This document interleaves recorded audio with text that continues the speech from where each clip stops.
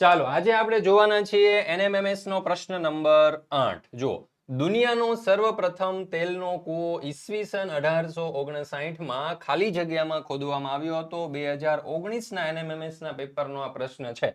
વિકલ્પો છે અમેરિકાના પેનિસેલ્વેનિયા, ભારતના અસમના માકુમ, યુએસએના દુબઈ કે સાઉદી અરેબિયા. ચાલો આપણે નિષ્ઠાને પૂછીએ. નિષ્ઠા, શું આવશે આમાં જવાબ? ભારતના અસમના માકુમ.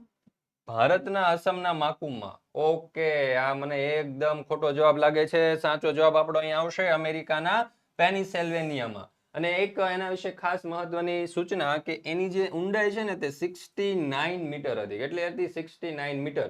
અને આ જે કૂવો ખોદવાની શરૂઆત કરીને ખોદાઈ ગયો ત્યાર પછી જે આધુનિક પેટ્રોલિયમ ઉદ્યોગ છે તેની શરૂઆત થઈ હતી. તો આવા જ ઇન્ટરેસ્ટિંગ NMMS ના પ્રશ્ન જાણવા માટે આપણી આ YouTube ચેનલને સબસ્ક્રાઇબ કરી લેજો.